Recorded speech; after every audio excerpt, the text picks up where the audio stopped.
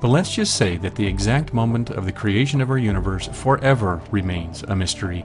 Does postulating another, even more complicated, complex, and untestable mystery really answer our questions? The exact creation of our universe isn't unknown at the moment. No one's really sure how it happened.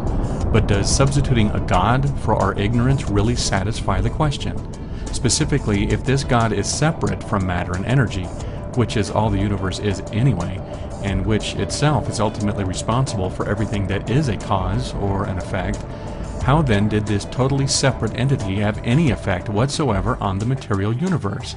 You see, for one thing to affect another thing, like a billiard ball rolling into and knocking another billiard ball, or a mother giving birth to a child, or an artist creating a painting, the two things are of similar nature. They both consist of matter and energy. The billiard balls both have mass and energy, so that one can make a transfer to the other. This transfer is measurable and obeys certain known laws of the universe. How did this immaterial entity, then, affect the creation of a material universe? Dutko's Bible says it was done via speaking words. But we know that speaking words is also governed by laws in the universe, and indeed requires a physical universe. How then did this God create from nothing? The God did it answer does nothing to explain the mystery already before us. In fact, all it does is add another mystery, and that's going in the opposite direction of knowledge.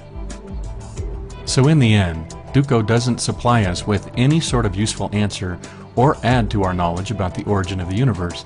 All he does is deepen the mystery and invite you to wash your brain of all those inquisitive questions and just believe. Well, thank you very much, but I don't just believe, and neither should you. Before I close part 1, however, I just wanted to note something else Dutko says in his presentation. I actually run into a similar statement made by apologists when they try to debate atheists and skeptics. They like to insult us, but don't really realize they're doing nothing but embarrassing themselves. Listen to this. And if you think about it, really a 5-year-old child could out-debate a PhD scientist who's an atheist by merely asking them this simple question: where did all the stuff come from? Now, what Dutko is trying to say is that his proof for God is just self-evident. It's so easy a child could understand it. But remember what I said in my Assumptions of Science video? Science doesn't believe anything is self-evident. Everything requires evidence and sound reasoning, which is why Dutko's so-called proof fails. He's saying that apologists reason like a 5-year-old. They simply look at the world and whatever seems self-evident to them must be true.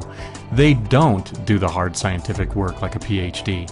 What goes bump in the night to them is a Holy Spirit, whereas to a mature thinker it could be someone in the kitchen looking for a midnight snack. But if we really want to know the answer, we need to go investigate, and not merely rely on what we believe or want to be true.